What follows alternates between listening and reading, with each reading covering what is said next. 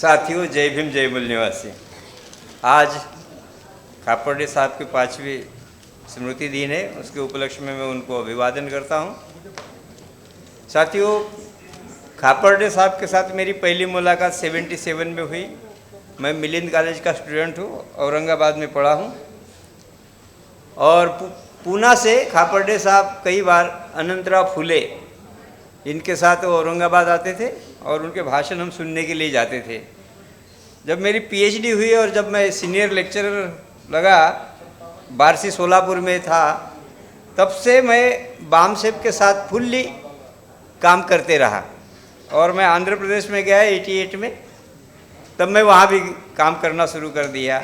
तो मेरा नाम खापर्डे साहब को भेजा गया कि सो एंड सो एक डॉक्टर कानेकर नाम का आदमी वहाँ राजमंड्री में है, तो उनसे कांटेक्ट करो करके। तो उनका मुझे पत्र आ गया और वो बार बार फिर आंध्र प्रदेश आते थे। लक्ष्मण तंबा के नाम के एक व्यक्ति विशाखापट्टनम में स्टील प्लांट में थे, तो विशाखापट्टनम में भी काम करते थे, फिर वहाँ राजमंड्री आते थे। तो हमने देखा है खापर्डे साहब के साथ, जैसा 8 साल में आंध्र प्रदेश में रहा, 8 साल छत्तीसगढ़ में रहा, तो 16 साल करीबन उनसे हर साल मुलाकात होती रहती थी और वो आते रहते थे। हमने देखा खापर्डे साहब में एक जिंदा आंदोलन, जिसको हम कहेंगे कि जिंदा आंदोलन के रूप में हमने उनको देखा है। और उस आंदोलन का हिस्सा बनने हेतु वो बहुत सारी आवश्यक बातें बताते थे, जानकारी मुहैया कराते थे।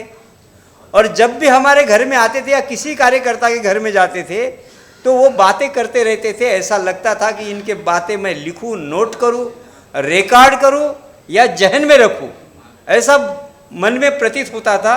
और उनकी बातें सुनकर हमें उनकी बातों से जानकारी, प्रेरणा एवं उत्साह पैदा होता था।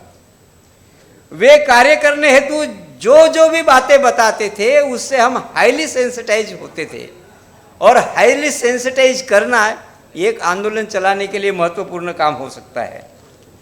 वो किसी के भी घर में जब भी जाते थे, कभी मिठाई का डिब्बा लेके नहीं जाते थे, तो मीठी मीठी बातें और आंदोलन की संघर्षपूर्ण बातें बताते थे। उनका अनुभव ही हमारे लिए शिक्षा बन चुका है। जब वो राजमंड्री आए थे, एक बार 2-3 किस्से हैं उनके, बताऊंगा मैं। एक बार तो उनके लड़की का एक पत्र आया था जिसका नाम रचना है, जो अभी नागपुर में है। तो उन्होंने एक पत्र में लिखा था कि पापा मेरे लिए कपड़े लाना। तो खापर्डे साहब ने मुझे बताया, देखो बोले डॉक्टर, लड़की बोल रही है मेरे लिए कपड़े लाना, मैं कहाँ से कपड़े ले आऊँ? मेरे पास तो मेरा खुद का पैसा नहीं है, आंदोलन का, समाज का पैसा है, मैं उस पैसे से कपड़े नहीं खरीद सकता। तो मैं बोला साहब ये पत्र मेरे पास कैसा आ गया आपका? तो उन्होंने कहा था मुझे कि मैं जब भी इंडिया में घूमता हूँ, जहाँ कहीं भी जाता हूँ, सिर्फ 2 लोगों को मैं कहाँ हूँ इसकी जानकारी होती है। वो है एक डीडी अंबादे और दूसरे है एक पाटिल, जो चंडीगढ़ में बैंक में रहते थे। उनको 2 लोगों को खबर होती थी बोले। तो वो चंडीगढ़ में पत्र भेजा था, वो पत्र रीडायरेक्ट करके वो राजमंड्री आया था। और वो पत्र जब उन्होंने पढ़ा तो उसमें वो बातें लिखी थी जो कपड़े लाने की रचना ने लिखा था। तो जब दूसरा वाक़या ऐसा था कि रायपुर में एक अधिवेशन था, 98 की बात है, और वो अधिवेशन के लिए आए थे और उनको बुखार था। उसमें सोनवने साहब भी आए थे, एमबी सोनवने जबलपुर से आए थे। उनको बुखार था, तो हमने कहा कि डॉक्टर इलाज करना चाहिए सर। तो उनको डॉक्टर के पास ले गए कि जो डॉक्टर साहब उसका वो अधिवेशन का उद्घाटन भी करने वाले थे। तो जब उनका चेकअप कर दिया तो उनको ये कहा गया था कि आप तो बैठने लायक भी नहीं हो, पहले आईसीयू में भर्ती कर दो। तो उनको सबसे पहले आईसीयू में भर्ती कर दिया गया। तो खापर्डे साहब गिड़गिड़ा कर वो डॉक्टर साहब को कह रहे थे, नहीं, मुझे अधिवेशन के लिए सिर्फ 1 घंटे के मुझे छुट्टी दे दीजिए। डॉक्टर साहब ने मना कर दिया और मैसेज भेजा, लदेर और डॉक्टर कानेकर पूरी कमान संभालेंगे।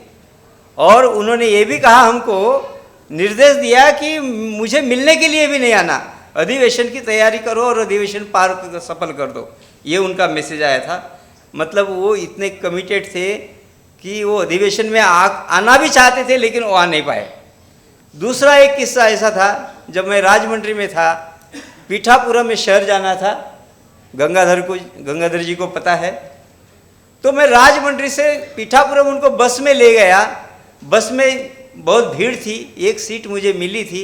मैं उनको कई बार रिक्वेस्ट किया कि साहब आप आके बैठिए, मैं खड़ा रहता हूँ, लेकिन वो खड़े ही चले, लेकिन वो बैठे नहीं।